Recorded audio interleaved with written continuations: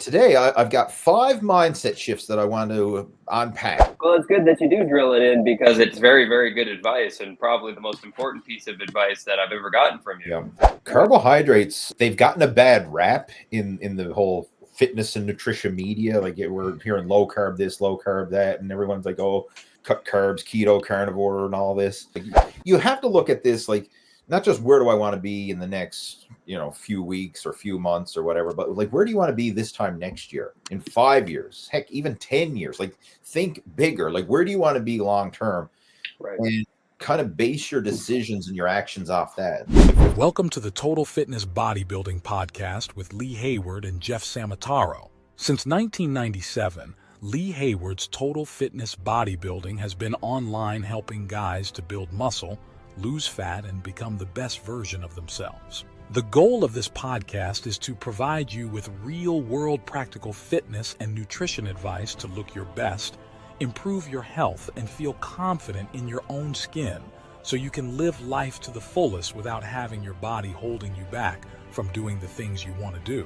So if you're ready to get started, let's jump into the show. We're up and running. Welcome to another episode of the Total Fitness Bodybuilding Podcast. Lee Hayward here, joined with my co-host, Jeff Samataro. How are things going, Jeff? Nice to see you again. Nice to do another podcast. Thanks so much for having me, man. Things have been going really good. Fitness is going great. Staying on the grind, working out, eating well, living the good life. Oh, well, that's what I really want to dive into talking about today is some strategies, I guess, or some mindset tactics that we can use to help focus on getting in shape, staying in shape, and enjoying the process. And I keep coming back to this, enjoying the process, because that is the foundation that I find when it comes to any type of diet or exercise or anything like that. If you don't enjoy what you're doing and it feels like a burden, you're not going to stick with it. Can you relate to that? Like going through, another diet, or, I got to do another workout, and like it just feels like a chore or a burden. Yeah. And that's a trap that I feel like a lot of people fall into. It's like They think to themselves like, oh, I have to suffer this out. I got to stick with this plan, this idea for X amount of days to get to that X amount of number or whatever, that artificial number that they've propped up in their mind on the scale, thinking that once they hit the finish line, then they can finally just relax. And then when you hit the number, you might see it for a day or two, and then back the other way you go.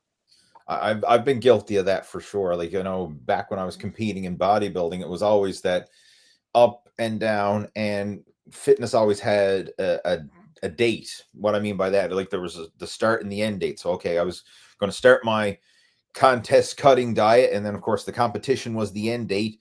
And then, you kind of like burn the candle at both ends, trying to force progress to happen between that start and end date. Like, let's just say it was 12 weeks. Right, I want to achieve that 12-week transformation. But as soon as that was over, then it's like, okay, the pressure's off. Well, like then you start to slide back into the old habits again. And next thing you know, 12 weeks to get in shape, only a few weeks of falling off track to gain it all back. And then trying to justify and tell everybody, well, I'm bulking up now because it's the off season, right?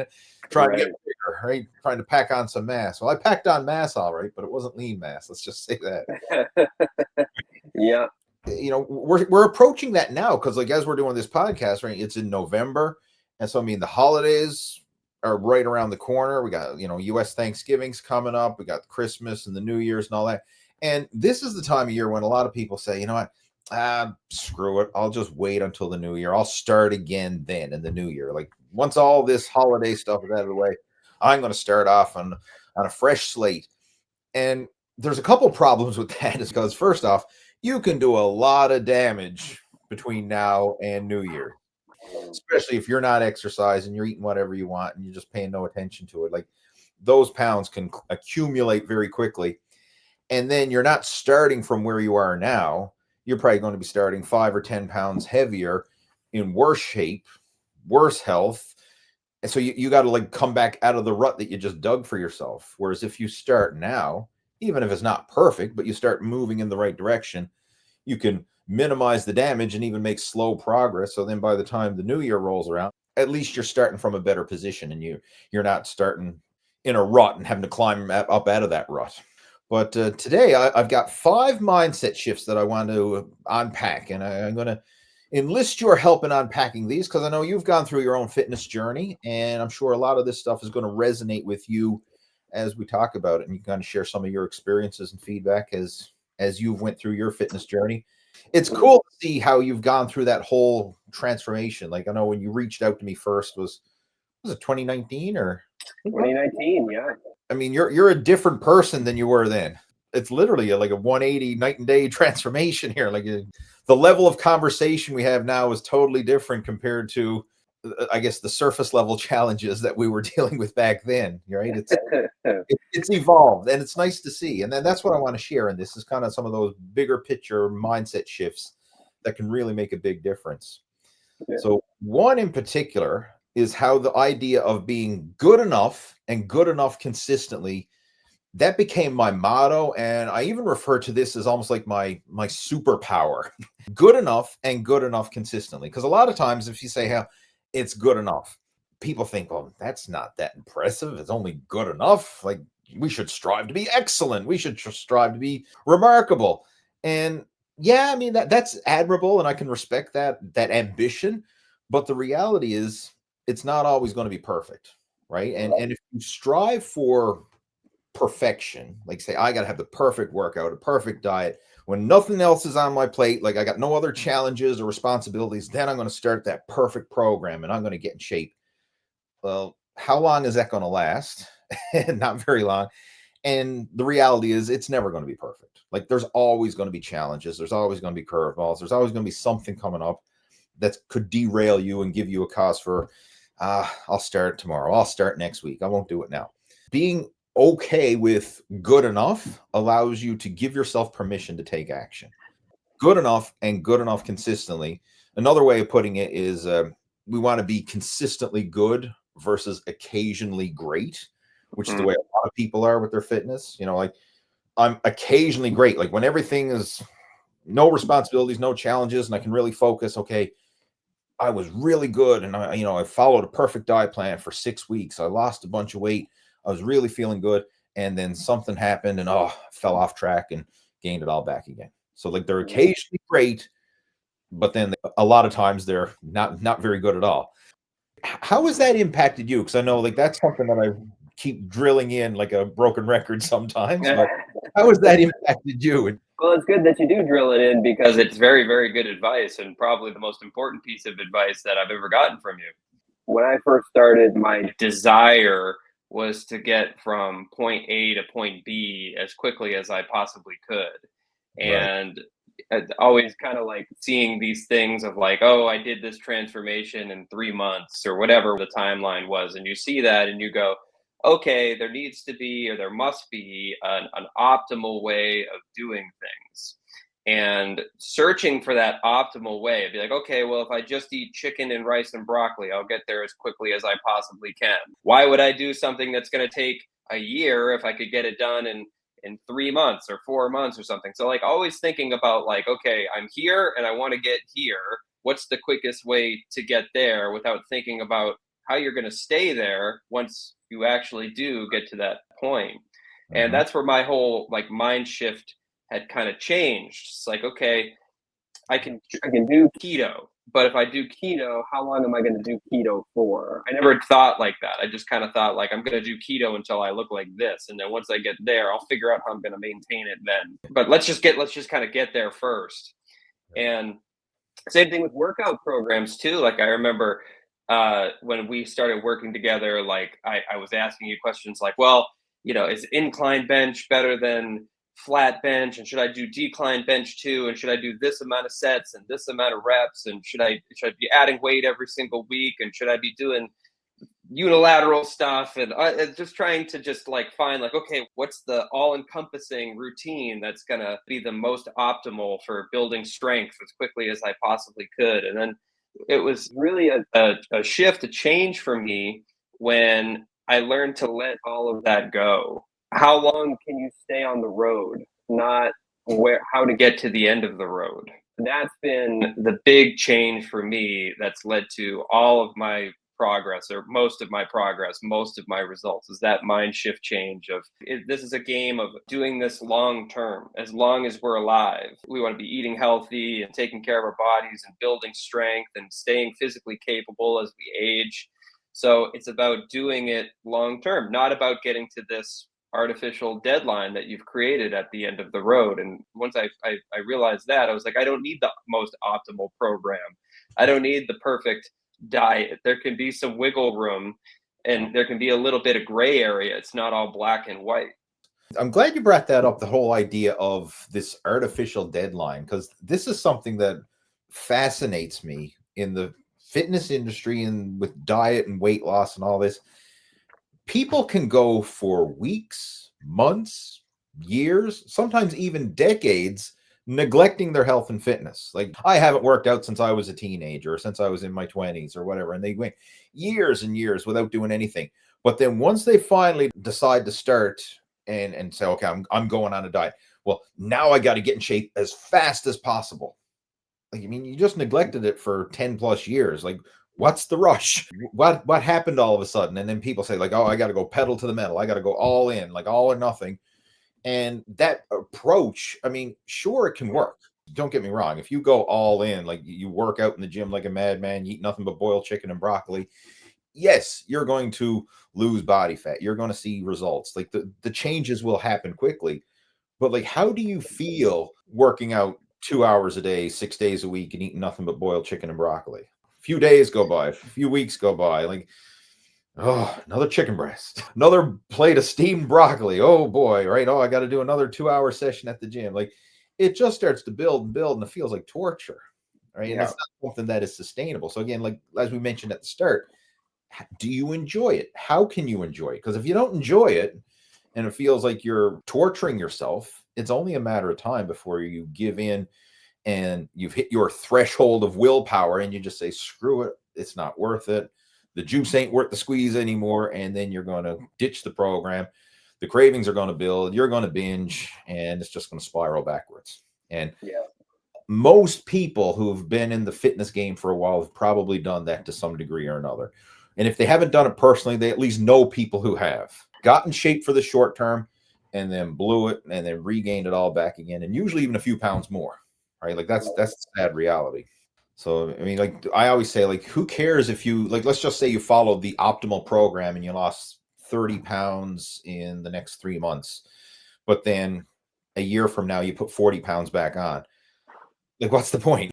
You know, long term, I got in shape for the short term, but long term you didn't. In certain situations, there is a point to that. Like if you're doing a bodybuilding competition, for example, and you're only concerned about looking good on show day, okay, you can kind of justify it in a way because you're only being judged on that one day. I mean, what you look like afterwards doesn't matter. So in that situation, you know, you can kind of rationalize it. But for most people, we're not looking to do a bodybuilding show. We don't want to step on a stage. We want to be in shape every day. You know, we don't want to peak for one day and then look like crap the rest of the time.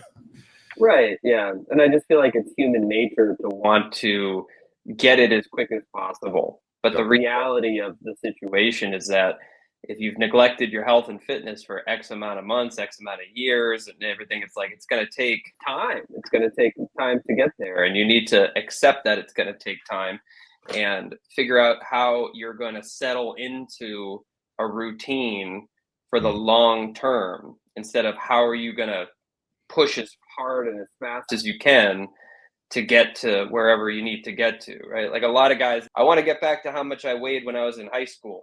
Yes. Yeah, right. When I was in high school, I weighed 170 pounds, and I want to get back to 170 pounds. I graduated 30 years ago, and I weigh 250 pounds now. It's like, well, there's going to be a long road to get to that initial weight if that's what it is that you want to get to. It's an admirable goal or whatever, but it's an artificial deadline. It's like, it's whatever. It's going to take time to get there, and however long it takes, it takes. I mean, it probably took decades to get out of shape, so don't expect to turn it around in the matter of a few weeks or a few months. Like, it's going to take some time. But the good news is, with a focused effort and following a proven system, you can get in shape a lot quicker than it took you to get out of shape, but it's still going to take some time. Like, you have to look at this like not just where do I want to be in the next, few weeks or few months or whatever, but like, where do you want to be this time next year, in 5 years, heck, even 10 years? Like, think bigger. Like, where do you want to be long term? Right. And kind of base your decisions and your actions off that. Like, if you're following some extreme crazy program, like, could you see yourself still doing this a year from now or 10 years from now? And if you can't, then the results are only temporary. So we had to find that good enough consistently approach that allows you to enjoy this process and be in this for the long game and not just burn out and go out with a bang. Right. But no, that's the big one for sure. Mindset shift number one, good enough consistently. Another one that I really want to dive into now, and this is more of a tactical one, but it still is a mindset shift. When it comes to fat loss, a lot of people think, what do I have to cut out? What do I have to eliminate? Like, I got to cut out carbs, or I got to go fasting, or I got to slash my calories low. I got to go on some extreme diet. And they always think of elimination. Like, what do I need to cut out? And I like to take a reverse psychology approach. And instead of thinking, what do we need to eliminate?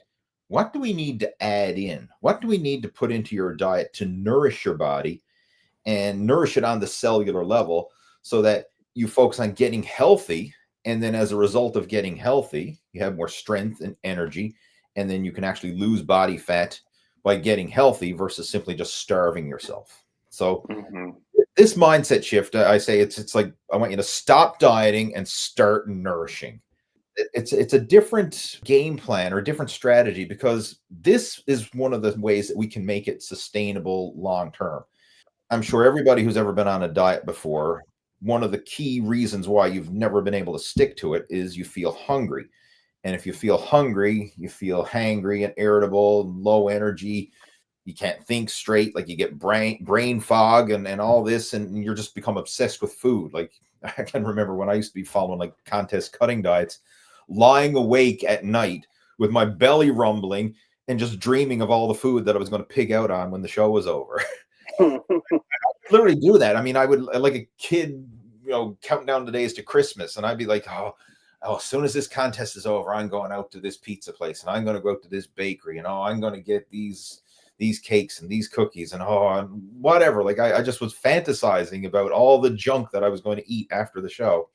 If you take a different approach, instead of like eliminate everything, you focus on filling your body up with good stuff. So like eating more protein, eating more vegetables, eating more fiber and good quality complex carbohydrates, drinking more water, actually like fill you up with good stuff. It naturally squeezes out some of that not so good stuff, and you're not hungry. I mean, sure, there's still going to be some cravings, like, okay, I got a sweet tooth or something like that, but you're not going to be physically hungry. We're like, I'm running on empty here now. Like, I've been fasting for hours, or I haven't eaten a carbohydrate in weeks, or whatever, some crazy thing like that. Like, you're nourished on the cellular level. You've got nourishment in your body and you feel good. That makes it more enjoyable and sustainable, because when your belly's not rumbling, you can focus on your day-to-day activities. You can get into the gym and do a good workout. And the calories are not created equal. Like, if you had 2,000 calories of protein and veggies and good complex carbohydrates, or 2,000 calories of pizza and Pop-Tarts, there's two totally different responses in the body. Even though the calories are the same, the level of energy and nourishment and the effects on your metabolism are going to be totally different.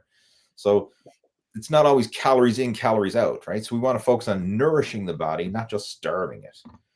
Yeah, I mean, we all know the cliche, eat less and move more, right? And I had subscribed to that mentality for a long time too. I'm like, if I want to lose weight, I have to be comfortable with being hungry, and I need to eat less food. Like, that needs to be the agenda.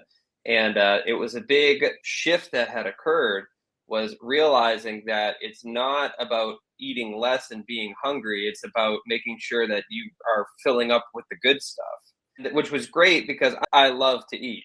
And if you put down a plate of good, nutritious food as opposed to a plate of non-nutritious food, you're going to be surprised at how much more food you'll be able to eat if you're eating on the healthy and nutritious route than opposed to the other one. So So that was a huge shift for me, and being able to nourish myself, not feel hungry, and go into the gym feeling energetic, having that nice surplus there as well.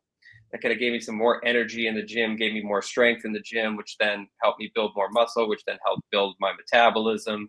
So then I could then eat more. It took the suffering out of it. It took the pain out of it, of being hungry all the time and feeling like I had to deprive myself. That's one of the key concepts too. I like when you focus on the quality nutrition and nourishing your body, you can actually eat more, meaning like eat more volume and burn more. So it actually increases your metabolism, but it also gives you the energy to burn more. Because another thing we got to factor in too is if you're depriving yourself, like let's just say you're low carb or you're intermittent fasting or you're just on some crazy low calorie diet just through restriction. I mean, after a while, and it doesn't take long, like I'm talking like even after a matter of days or a week, you're just going to deplete your body of glycogen. You're literally going to feel like you're running on empty. Like you're going to feel flat, depleted, low energy. And very often you'll experience brain fog because your brain runs on glucose. Like that's the energy that your brain functions on. So it's just, you feel drained. And the idea of like, okay, let's go to the gym and crush a workout. I'm too tired to work out. Or if you do muster up the willpower to go, it's like you're just going through the motions. Like you're running on empty. You don't have anything in the tank to push yourself. Or if you try and get out and do some cardio, it's like you're dragging your heels because you're just running on empty. There's nothing there. Whereas if you're eating and nourishing the body, so you got adequate carbohydrates in your body, good quality nourishment there on the cellular level, you feel stronger and you're able to get through those workouts, do those cardio sessions and just burn more calories in general, right? It's what's known as when you burn more calories in general is known as NEAT, non-exercise activity thermogenesis, which is a fancy way of saying that when you're not in a depleted state, you're more animated, you move more, you do more, you're going to bounce around more. Whereas if you're in a depleted state, you're like, oh, I just want to sit on the couch and veg. Like your body naturally conserves energy when it's in that depleted state. But then when there's an abundance of food, in terms of abundance of nourishment, you got energy. You're bouncing around, you're moving around, you're more active. And making more of a concerted effort to pay attention to how you feel after you eat certain good nutritious foods as well. Like that's another thing that going through the program really kind of enlightened me to, was like paying more attention to that. Like, how do you feel eating this type of food? How do you feel eating that type of food? Paying attention to how you feel before and how you pay attention feeling after. And we're chasing the lifestyle. We're changing how we feel long term, not how we're going to feel short term, right? So the goal is for fitness is to have a better quality of life, is to feel better in your own skin. And who's going to feel better in their own skin in a depleted state, burning the candle on both ends? Right.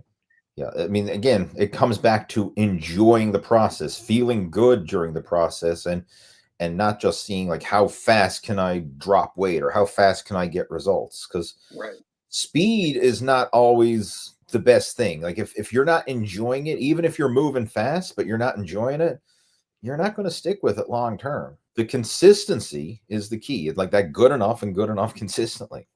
And again, just to kind of go over some fundamentals, one that I always like to focus on when I'm nourishing the body, prioritizing protein at every meal. Protein is the most important macronutrient. You need to focus on that. Every meal, I make sure that there's a serving of protein. I also make sure that there's a serving of vegetables or fruit, either or, with each meal. Because again, that's going to give you the phytonutrients, those natural enzymes, the fiber. I mean, there's a lot of goodness in natural, unprocessed fruits and vegetables. So I always make sure to have a serving of that with each meal. Another one that's important too is healthy fat. Like not all fat is bad fat. So we want to prioritize the good fats, especially the omega-3 fatty acids. Unless you're going out of your way to consume them, nobody's getting enough omega-3s from their diet, right? Nowadays, I pretty much can safely say, unless you're going out of your way to eat them, you're deficient in omega-3s. So I supplement with an omega-3 supplement, like a high potency fish oil. I will go out of my way to eat like salmon or mackerel or foods that are high in omega-3. unless you're doing that stuff, you're just not accidentally hitting your omega-3 intake through a typical standard American diet, so to speak. It's just not going to happen. You have to go out of your way to make sure you're getting those healthy fats in there. And then the carbohydrates as well. And carbohydrates are kind of like a wild card because you can adjust them based on your energy needs. But a good benchmark to start with, someone who's just getting into this, a third of your calories from protein, a third of your calories from fats, and a third of your calories from carbohydrates. Have that well-balanced ratios. And then you can adjust the portions based on how your body responds. But that's a good place to start. I would never recommend anyone saying, oh, I'm going to cut out all carbohydrates. Like that's not a sustainable approach. I mean, yeah, it might work initially, but it's not going to give you that sustainable long-term energy and allow you to stick with this for years to come. And it's going to help you build more muscle in the gym too, which is going to help boost your metabolism. Yeah. Carbohydrates, they've gotten a bad rap in the whole fitness and nutrition media. Like we're hearing low carb this, low carb that, and everyone's like, oh, cut carbs, keto, carnivore, and all this. Carbs are your high octane fuel source. There's a misconception about carbohydrates because a lot of times people say, oh, I got to cut out carbohydrates. Okay, well, what are you cutting out? I'm cutting out pizza and I'm cutting out potato chips and I'm cutting out French fries and I'm cutting out pastries and cakes and cookies.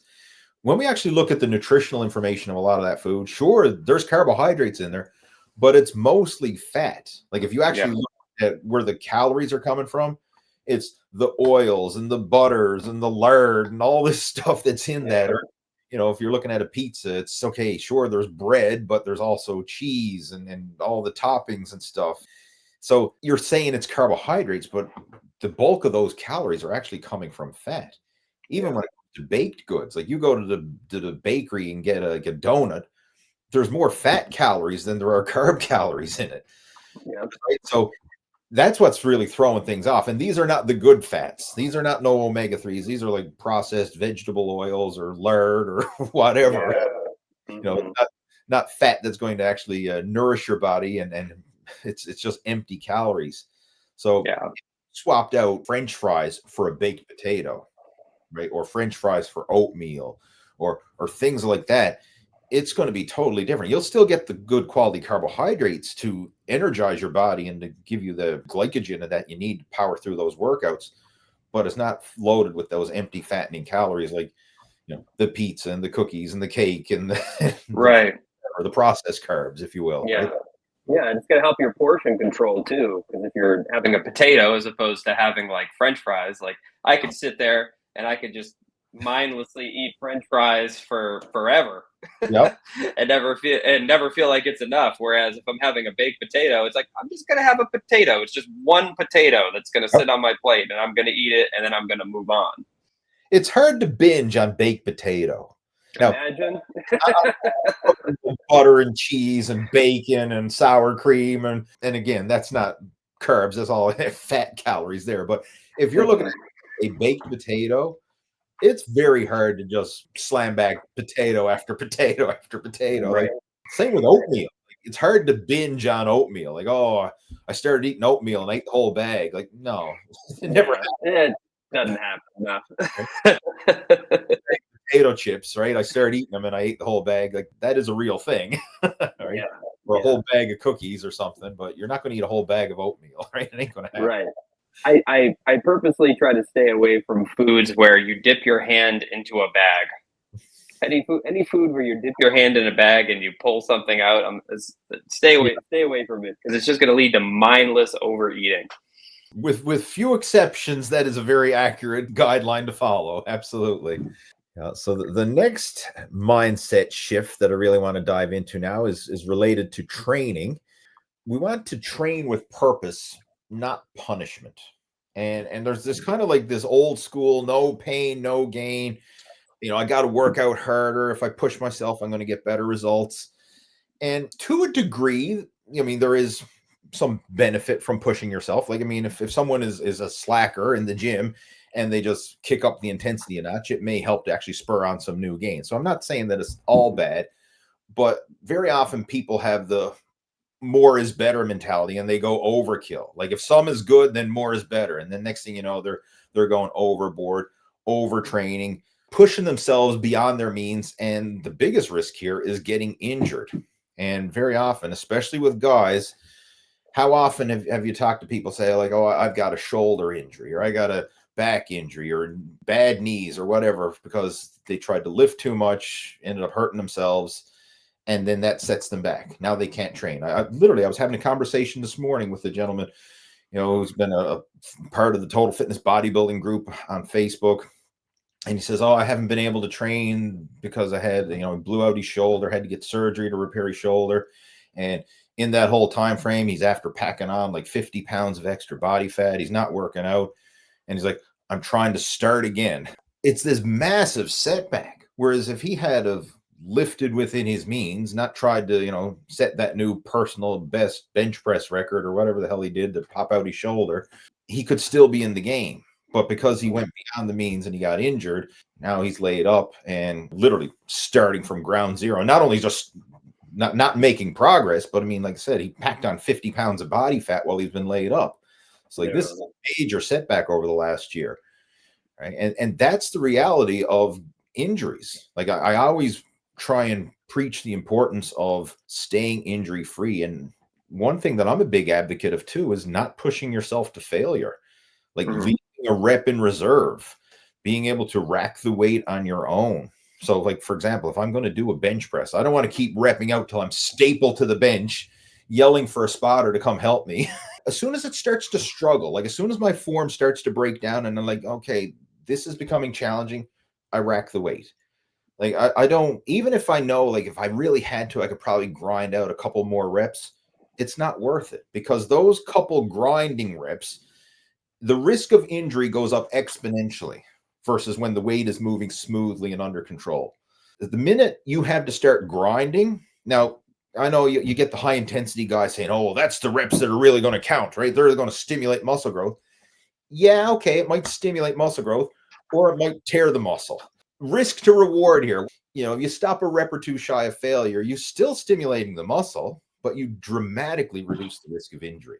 Very unlikely someone's going to get injured stopping short of failure, right? I mean, it's always possible. I mean, there freak accidents happen all the time, but your odds of injury go down dramatically when you stop your set short of failure.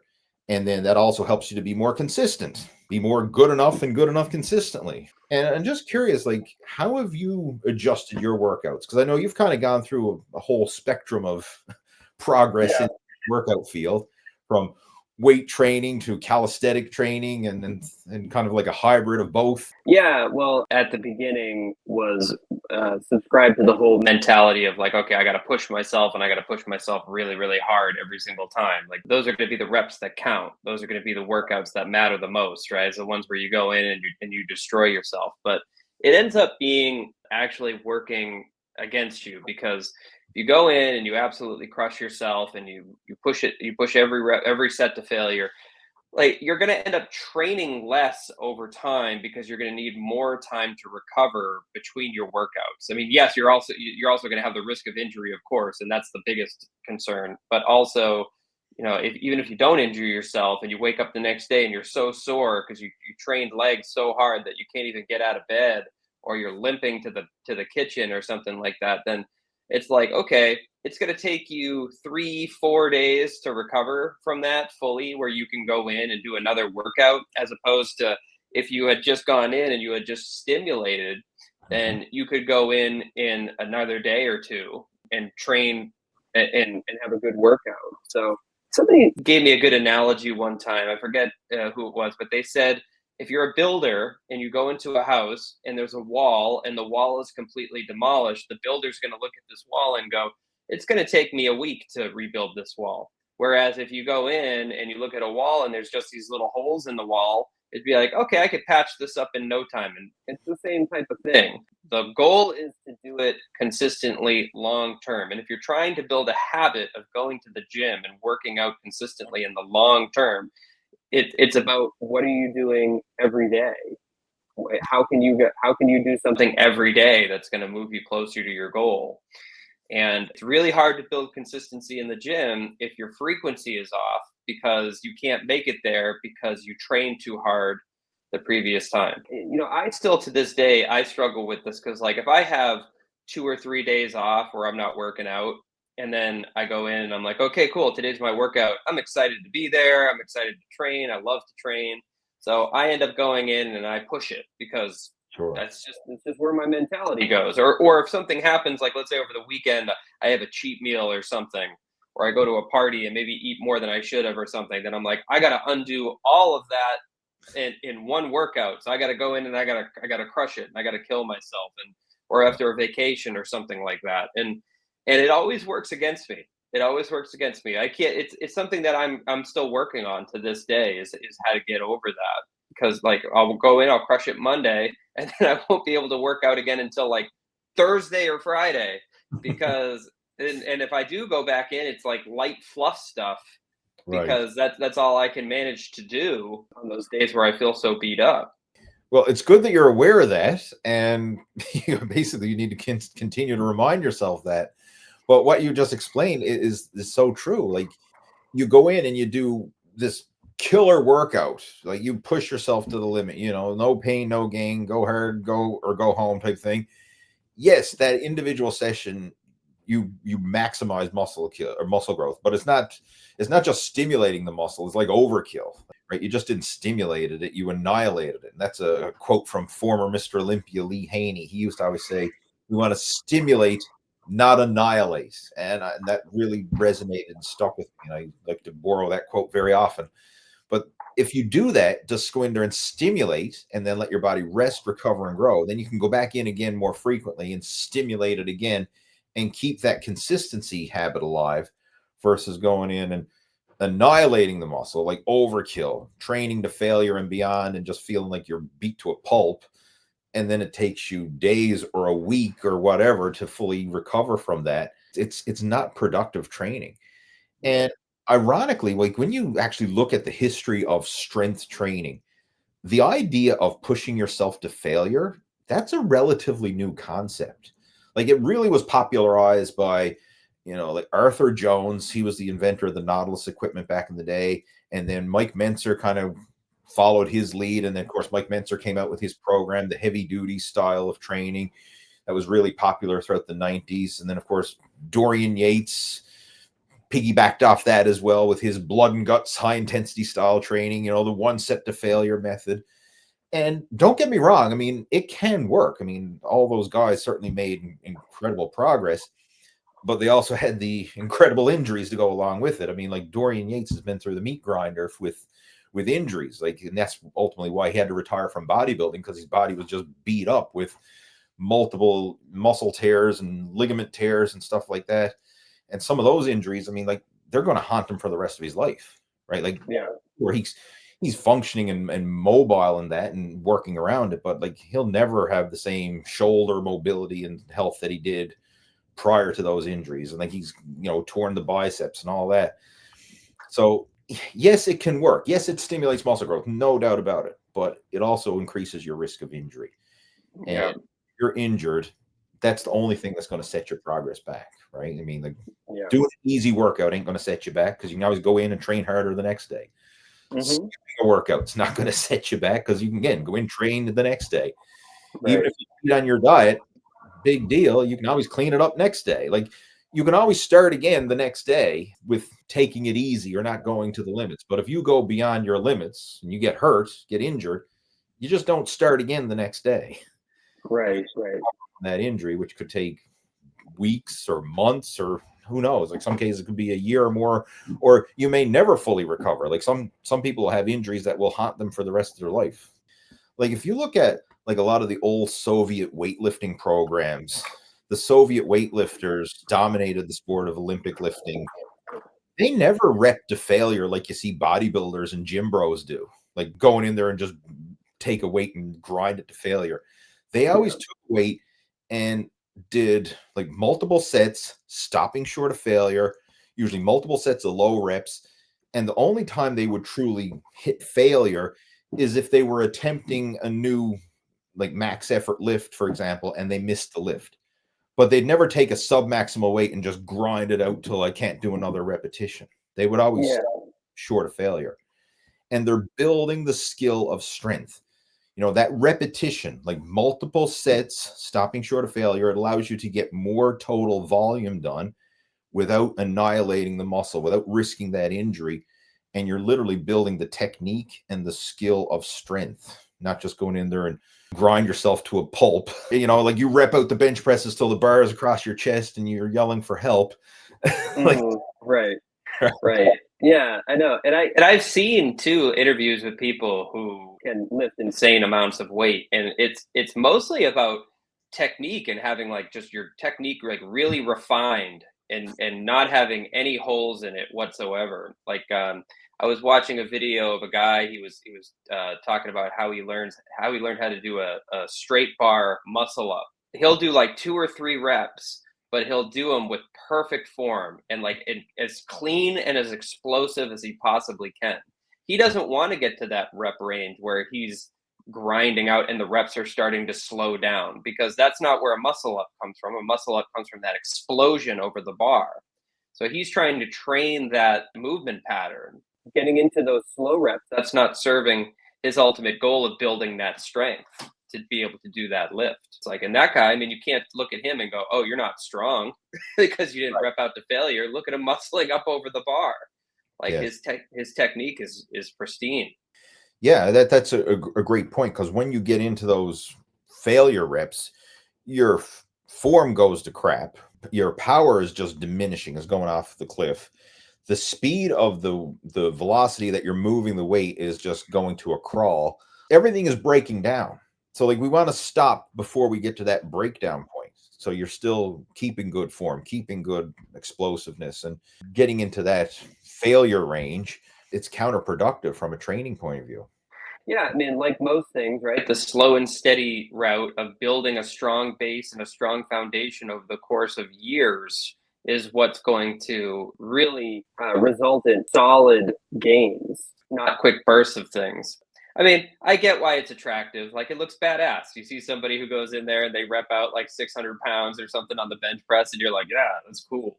I want to do it too. And I get it, but that's not where, that's like a small microcosm of a moment that happens in this person's lifting career. It's the years and years of lifting like lower than that and doing more reps and building strong form that led to that moment that you're witnessing. Even just to piggyback off that, like a lot of times when you look at powerlifters, even though they might be lifting crazy heavy weights, very few of them actually train to failure. And I'm going to use an example. There's a guy at our gym, Tyler Forsey. He actually has a YouTube channel where he shares his workout videos. And you know what? I'm going to give Tyler a shout out here. I'm going to link to his channel down in the show notes below. It's a small channel, but he deserves more views because the guy is in amazing shape. His father was the president of the Newfoundland Powerlifting Federation back when I was competing in powerlifting, in the late 90s, early 2000s, that time frame. So he learned from his father. He got a good head start in training with powerlifting. He's probably 5'9", maybe 190 pounds, maybe in somewhere around that range. I don't know exactly, but ballpark, he's around there. But he is insanely strong. Like, I've literally seen him do 675-pound squat for 3 reps at like 200-pound body weight max. Like, that's that around. So like we're talking like a triple body weight squat for reps. And this is no suit. Like, this is just belt and knee reps. And I mean, I watched him do that, did 3 reps and then racked the weight on his own. So he had no spotter, like did it in the power rack, but he had no spotter. He racked the weight, did his reps, racked it on his own. Same with the bench press. Like, I mean, I've seen he benches over 400 pounds, deadlifts over 600 pounds. I mean, very powerful, but he always does multiple sets of low reps and he never reps to failure. I've seen him at the gym now for at least a couple of years. He's never once had to have a spotter help him rack a weight, like a squat or a bench press or anything like that. He trains by himself. He uses the power rack and the safety pin. So, I mean, if something goes wrong, okay, the safety pins will catch it. But he's always lifting within his means where he can rack the weight on his own. He never, ever reps to failure or has to have a spotter help him. So, I mean, he's training insanely heavy. And, I mean, it's freaking impressive. But he's at a higher level, but he's still stopping short of failure. He's always still has that rep in reserve, if you will, at those insane numbers. And that's how he's built up those numbers. So a lot of times guys say, oh, if you're stopping short of failure, you're a pussy or you're not training hard enough. Well, if anybody sees someone doing a triple body weight squat for repetitions, I don't think they're not training hard enough. Yeah. Or double body weight bench press for repetitions and you're not training hard enough. Like nobody's going to say that, but it's true. Like he's not pushing to failure. He's leaving those reps in reserve. He's not like the gym bros who grind it out and then, oh, help me with a couple forced reps. And then the spotters deadlifting the bar up and saying, it's all you, bro. It's all you. Yeah, right. And I mean, sure, he's had a few little, maybe a few little muscle tweaks or something along the line, but he hasn't had any serious injuries, even though he's training at that insane weight, because again, he's lifting within his means. Now, granted, his means are way the hell up here, but he's lifting within his means. I just wanted to share that because a lot of times people think, oh, you're being a pussy, you're not training hard enough, right? If you don't go to failure, man up type of thing. And oh man, like if you see this guy training, like you're like, whoa, like there's intensity there, but it's controlled intensity. It's just not that haphazard, pimply faced kid struggling under a bench press or something, Right. He has developed real strength. That's right. Yeah. And real strength too. I mean, if he can control that weight, that's a sign of real strength, is your control of that weight, not just like, and then getting it up. But yeah, so I mean that's a huge mindset shift, is to train with purpose, not just simply going in there trying to punish yourself. And another way I want to say is, like, we want to go in and stimulate, not annihilate. At the end of the day, consistency trumps the intensity. Like if you can't be consistent, all the intensity in the world is not going to matter. Another one that I want to talk on, and this is more specific for older folks, and old could be relative, but seeing our, coaching programs called Muscle After 40, we'll say for people in their 40s and beyond, in that range, you're not past your prime, you're just getting started. Yep. And there's a mindset that a lot of times people say, like, oh, I'm too old for that. Why bother? I should have started working out in my 20s, but I didn't. Now I'm in my 40s. It's too late. I missed the boat. Screw it. Poor me. And they kind of follow in that self-pity. And the thing is, nowadays, especially, I'm seeing a lot more people starting their fitness journey later in life, like literally starting in their 40s. Or later. Like we have a couple guys in our program now, like one gentleman in particular, Mike Brown. He started working out at 56, and now he just turned 62. He's in the best shape of his life, right? Like it's remarkable to see the change and the transformation that he's achieved starting at 56, at a stage where most people say, oh, you're over the hill. Like, just forget about it. Like, don't even bother. He's now in the best shape of his life. And he's kind of went the opposite of the way most people do. Because a lot of times you see people like, oh, I was in great shape when I was younger. Like when I was a teenager or in college or whatever, I was in phenomenal shape. And then as they get into their 50s, they let themselves go. Well, Mike was never an athlete. Right? He was never the college athlete or whatever. He only started in his 50s. And now in his 60s, people look at him like, holy shit, like you're jacked. So I would rather go that route and like be fit, in your later years versus reminiscing about, oh, I used to be able to do this when I was your age. Right? Yeah. I mean, I remember contacting you when I first reached out. I was, how old was I? Let me think. It was 2019, 6 years ago. So I was 31, and I asked you, I was like, is it too late for me, Lee? Yeah, right. That's a legit concern. It is. But Mike's incredible. I mean, what an incredible transformation he's made. It's super inspiring for me, everybody in our program to watch. He's really something else. Yeah, it is inspiring. And again, it just goes to show that it's not too late. Like there's always room for progress.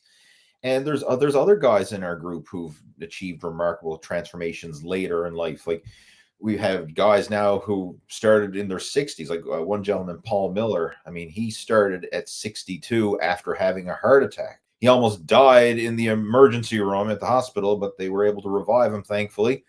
And he was anti-fitness. He was the bookworm, the scholar, like totally didn't want anything to do with athletics or fitness when he was growing up.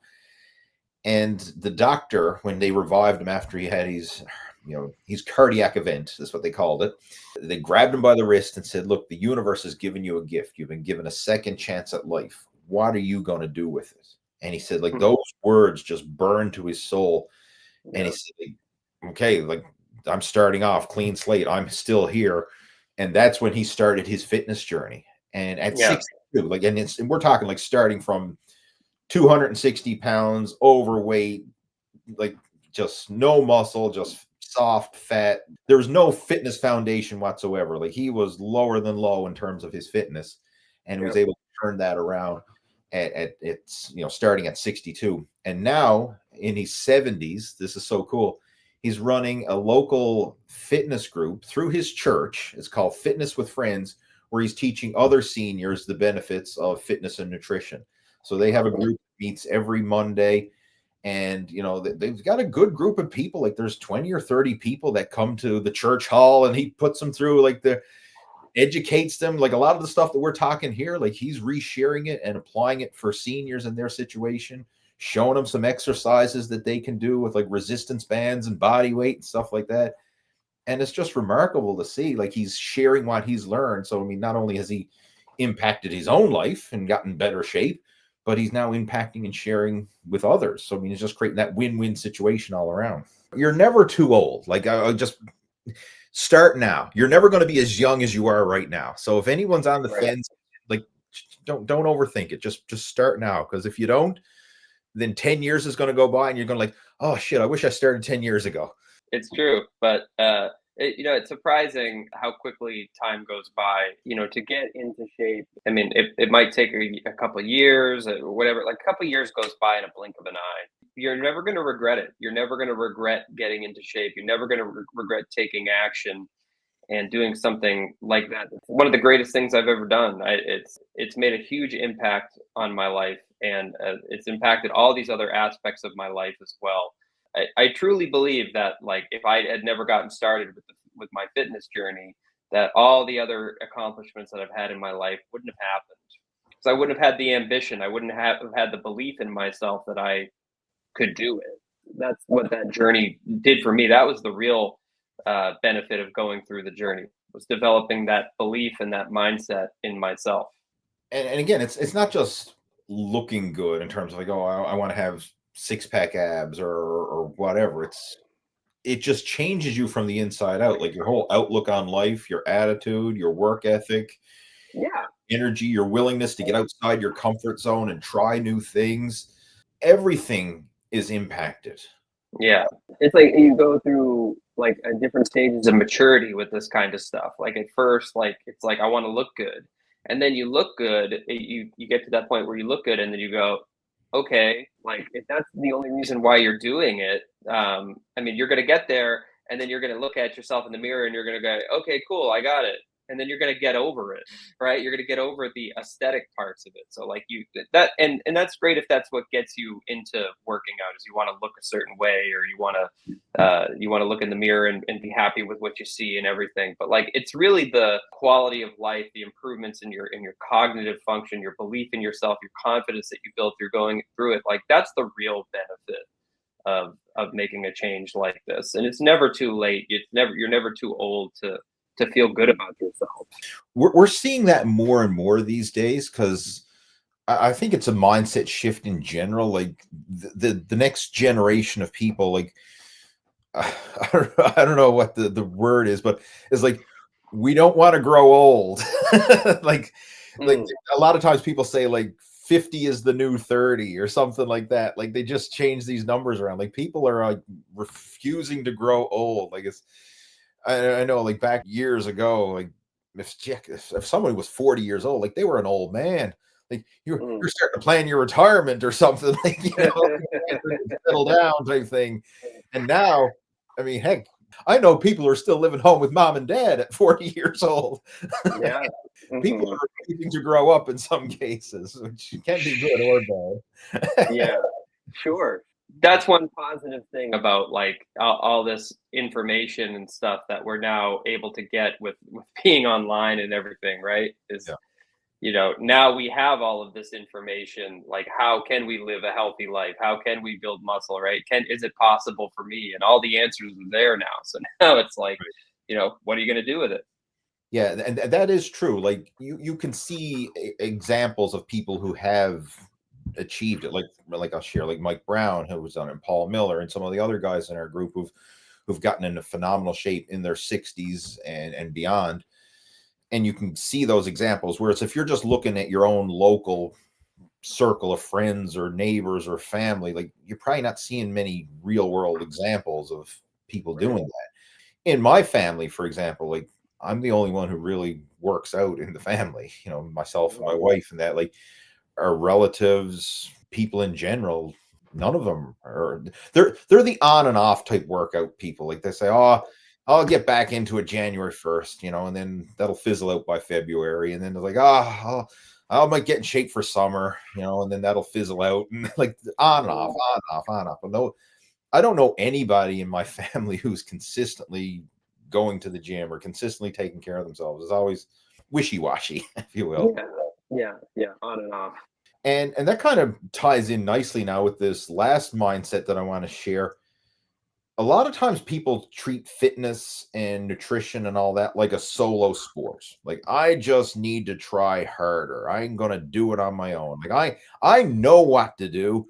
Right? I just need to get my shit together and try harder and figure it out on my own. And a shift that I learned, and this was from a mentor of mine, he said, the lone wolf dies, but the pack survives.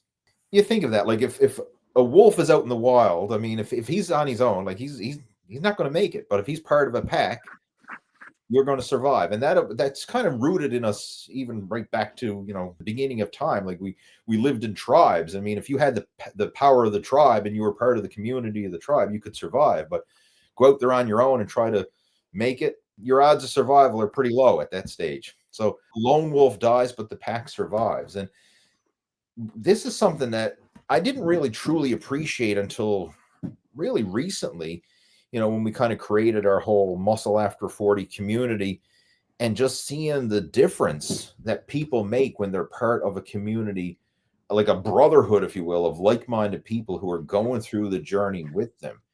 So you can get that support, get that encouragement, get that feedback, and just hear how other people are dealing with day-to-day challenges.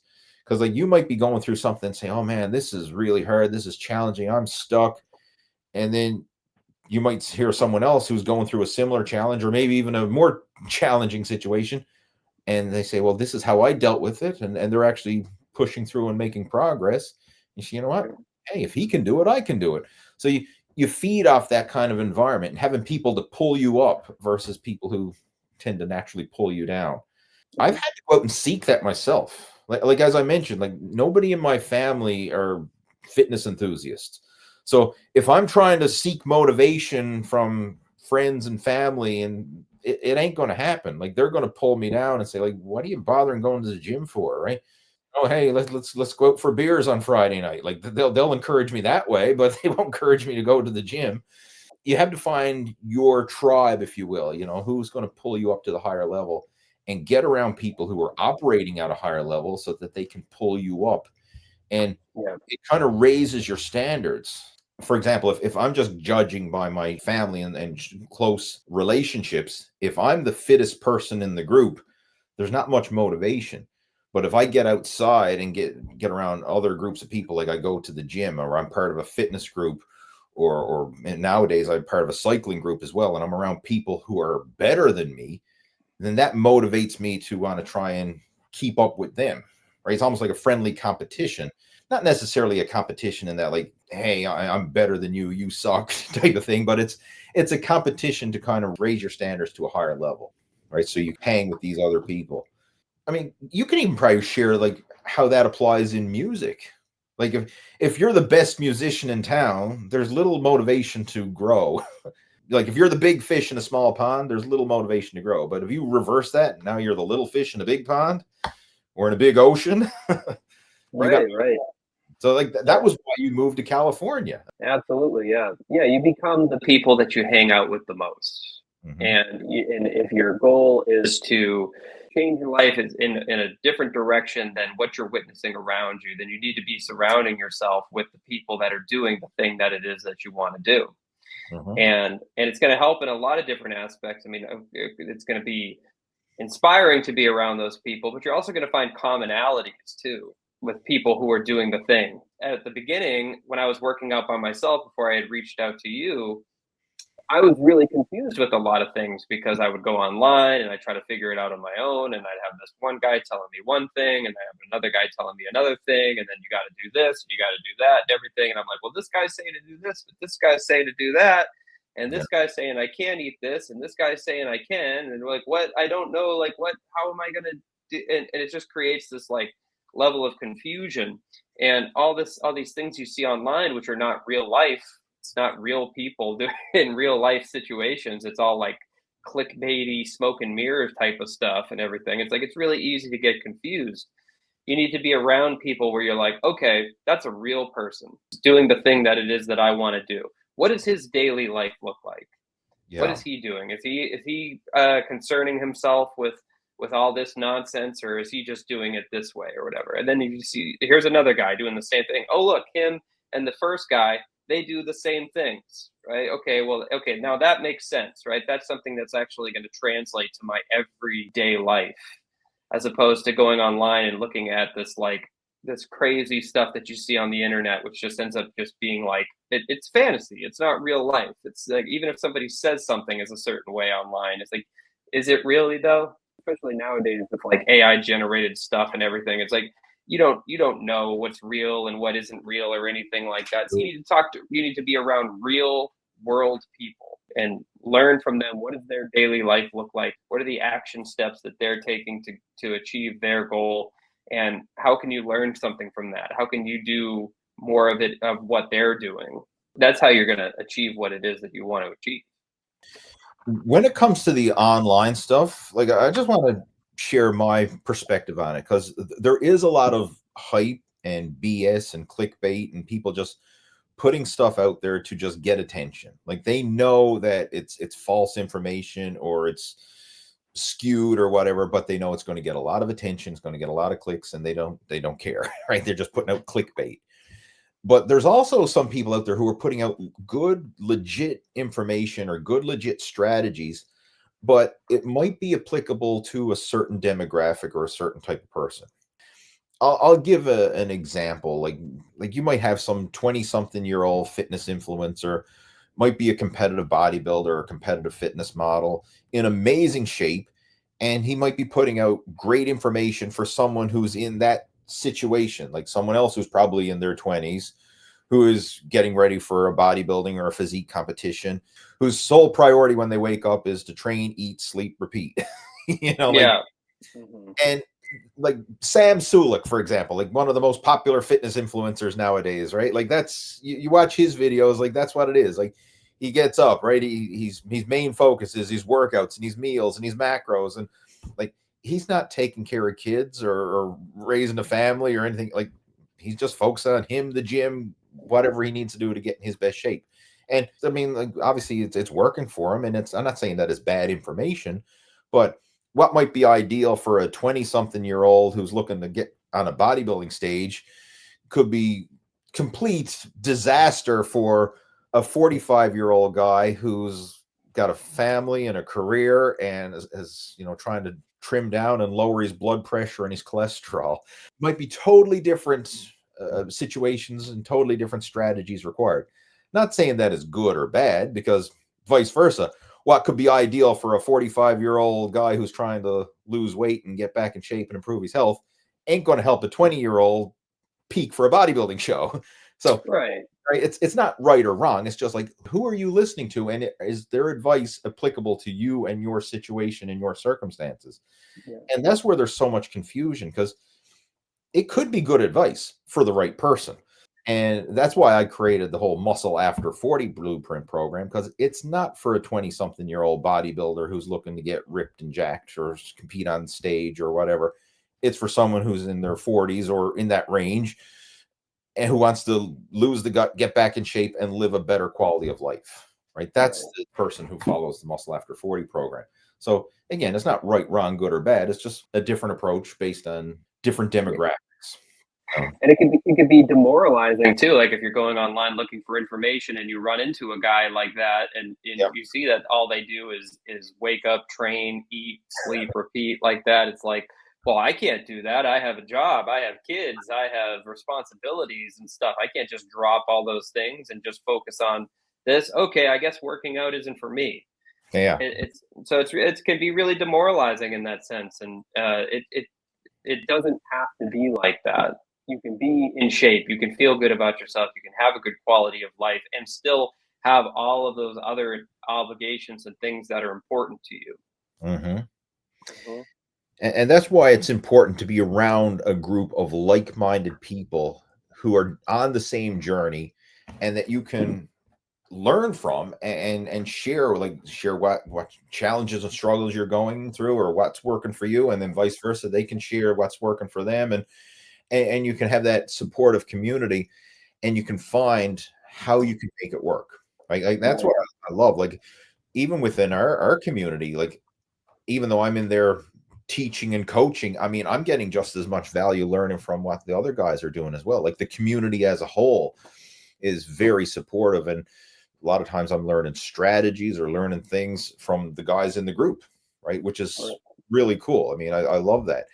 And most of them are, in their 40s, 50s, and beyond, family men, working professionals. Like they've got real lives outside of just eat, sleep, train, repeat.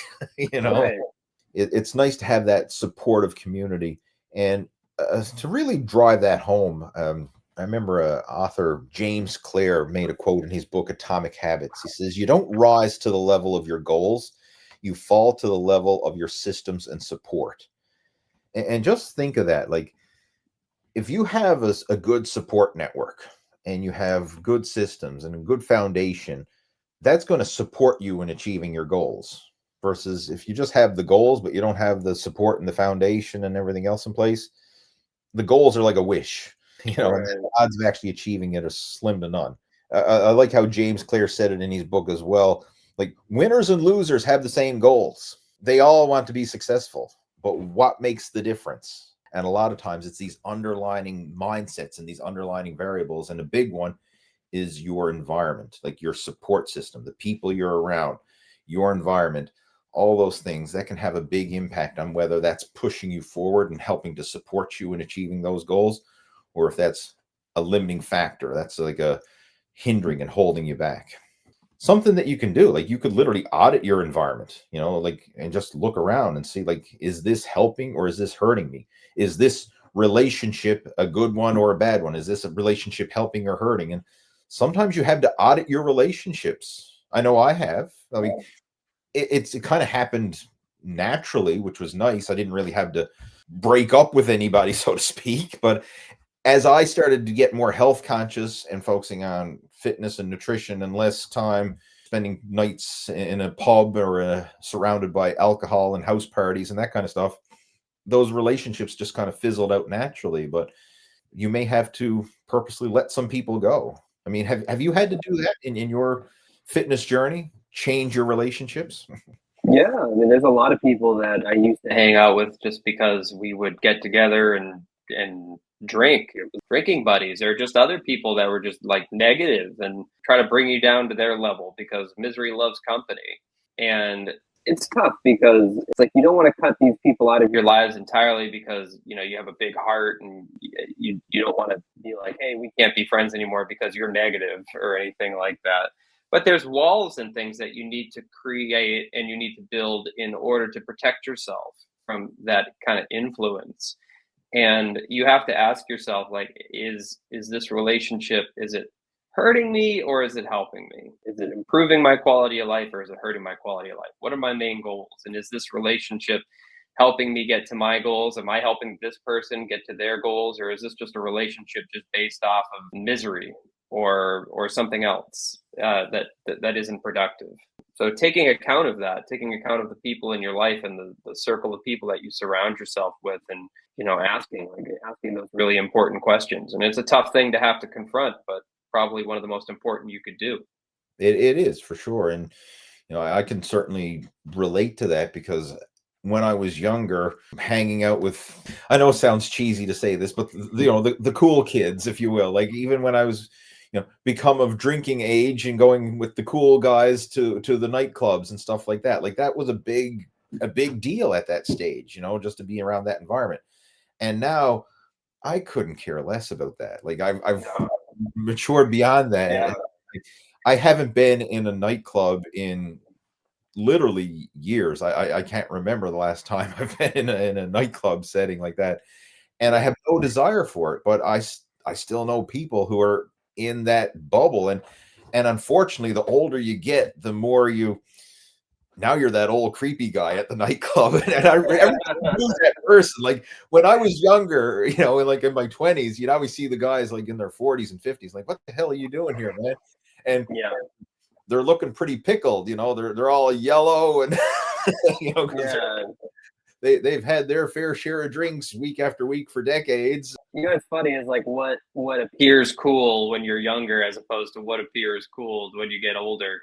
It's like it completely changes. Like, you know what's cool to me now is like getting to bed at 9:30 and maxing out my 401k. Like that's what's cool, man.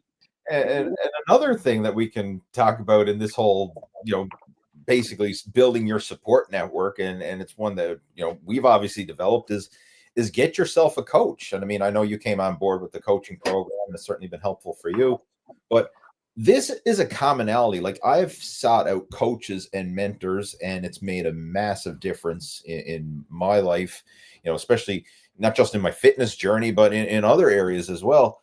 But there's a reason why successful people have coaches. And you'll see this in all aspects. Like a lot of times people have hesitancy when it comes to getting a coach because they say, well, I know what to do. I'll figure it out on my own. And you look at the best athletes and the best performers, the best bodybuilders, like they all have coaches. Prime example, like Michael Jordan had a coach. I'm pretty sure Michael Jordan knew how to play basketball, and he could probably figure it out on his own pretty darn good. But he wanted to become the best that he could be, and he needed to have coaches to help him achieve that, right? Like a coach will provide structure, direction, and feedback and accountability that will help you to get more out of yourself than if you're just trying to do it on your own. That's a pet peeve. Like I see a lot of people say, well, I know what to do. I'll figure it out on my own. And then, you know, you run into them a year later. Well, how's that going? Oh, I haven't started yet. Like there's no accountability. There's no structure. There's no system. I mean, simply knowing I should eat right and exercise, well, that ain't going to change much. It's like you don't know what you don't know, and there's systems and things like that you might not even be aware exist, and you need somebody who's going to point you in that direction. Somebody who's gone through it, that's the person that's going to tell you. Like, and some of these things like have been super eye-opening for me, like not just in fitness too, but like in music too, like the whole grind of like being out here and getting established in like a well-known in a big music community. And I know so many people who are out here and they're just kind of like floating in the ethos. Like they're just like treading water out here, just going like, I don't know, just hope something works out. And it's like, I've never invested in coaching and have ever regretted it, because there's always something makes me think of something or approach something in a different kind of way that I never would have thought about if I had not gotten that coaching, if I had not seeked out that guidance. And then all of a sudden now it's like, okay, I know I want to get here. Now there's a well laid out path of how I can get there. And I just have to stay on that path. But if you don't even know the path exists, then how are you supposed to stay on it? Yeah. How are you supposed to even get started? And you're just going to end up just spinning your wheels just over and over and over again, not getting anywhere, just treading in water in the same place. So, I mean, that kind of clarity is worth every penny. Yeah, it can really make the difference between steady progress moving forward and staying stuck for years in some cases. Like I literally know people who've been spinning their wheels for years, always talking about, oh, eventually I'm going to figure it out. I'm going to get my shit together. I'm going to, one of these days, and they're just stuck in that perpetual rut until eventually life catches up with them. And I mean, now they can't achieve that goal, right? Like, maybe circumstances have changed, or health issues compounded, or injuries compounded, and next thing you know, now the damage is too far gone. Like we've seen people in that situation. I mean, it's sad when you see it, but like what started off as a minor health issue now turns into a full-blown health issue, as people develop obesity and diabetes and heart conditions and whatever health issues, like going down that road, like of neglect their health. And it's like, oh, I know what to do. One of these days, I'm going to get it all sorted out. One of these days. And then it just continues to snowball and slide downhill, until the damage is sometimes irreversible. And that's real. Like, people don't like to admit that, but every single one of us know people who have had serious health consequences and complications, and have lost their life because of it. Right? We all know people like that. I mean, it is a real thing, but we have this. It's not going to happen to me though. Right. That's something that happens to other people. Like, I'm still good, right? Like every smoker who smokes a cigarette doesn't think they're going to get cancer. Like, that's going to happen to somebody else until eventually it happens to them. Every overweight person who has health problems or whatever, like, well, I'm going to get it sorted out before it gets too bad. And then heart attack, the stroke, the diabetes. We always think it's going to happen to somebody else, but it can happen closer to home. If you don't do it now, then when? And like, how bad does the damage have to get before you're going to say now is the time? And unfortunately, some people wait until the damage is too far gone. I remember a gentleman who reached out to me. This is a few years back. He wanted some help with coaching. And they said, you know what? I'm just going to figure it out on my own. I don't need any help right now. So then went on his way. He reached out to me then like a year later. He had put on 20 pounds over that year. So like his goal initially is he wanted to lose 40 pounds, right? He was 240. He wanted to get down to 200. Didn't take any action. A year later, now he's 260. So it doesn't get better by procrastinating. That's what I'm getting at. Like, people think, well, I'm just going to stay the same. Like, if I don't do anything, everything's just going to stay where it is right now. But it doesn't. You're either moving forward or you're falling behind. Like, there is no maintenance. If you're overweight and out of shape now, like, you didn't maintain yourself to being overweight and out of shape. Right. You slowly slid down that path. Like, hey, you put on 5 or 10 pounds a year over the last umpteen years, and now you're 50 or 100 pounds overweight. Like, you didn't maintain your way there. Right. So the faster you can nip it in the bud and start making progress in the right direction, the better it's going to be, versus just letting it slide downhill until the point is like, the damage is done. It's hopeless for me. Well, why even bother? Right. Like, that's a sad way to be. Absolutely. Yeah. And you're going to feel way better about yourself taking charge and taking control of your life. Again, this was a great call, Jeff. I mean, thank you for joining in. And just to quickly recap, I mean, the 5 mindset shifts that we covered. The first one, good enough and good enough consistently. I mean, how that became my superpower. And I still repeat that over and over again. Good enough and good enough consistently. Number 2, stop dieting and start nourishing. We're not trying to just eliminate calories and starve ourselves. We're focusing on nourishing the body on the cellular level with good quality food choices. The next mindset shift, number 3, is train with purpose, not punishment, right? It's not just about grinding it out harder, no pain, no gain. You want to train with purpose and focus on how can you structure your workout so that you're consistent over the long term, stimulating the muscles, not just going in there and annihilating the muscles. And the mindset shift, number 4, you're not past your prime. You're just getting started. So like, stop thinking that you're too old. Oh, I can't do that. I missed the boat. Start now. Like, again, you're never going to be as young as you are right now. So if you're debating it or whatever, just start now. Because if you don't, as I mentioned, like 10 years is going to go by and then you're going to like, oh shit, I should have started this 10 years ago. Start now and you'll never regret that decision. And then the final one, the lone wolf dies, but the pack survives. How your environment and your support system can literally make or break your progress. I mean, that's a massive mindset shift. Fitness is not a solo sport. Like trying to figure this out on your own, I don't know, it might sound cool. Like that's what real men do. Real men figure shit out on their own. But like that's the slow, painful way to figure anything out. You'll make a lot of mistakes through trial and error and probably end up frustrated and not even hitting your goal. Whereas if you get the help and support you need, it just smooths the process out and increases the likelihood that you'll actually achieve that goal that you want so much more. So there you go. That concludes another episode of the Total Fitness Bodybuilding Podcast. Hopefully you found it helpful. And if you did, please, I would appreciate it if you could leave a review over on iTunes or Spotify or wherever you happen to be listening to this podcast. Feel free to leave your honest review, whether it was helpful or not.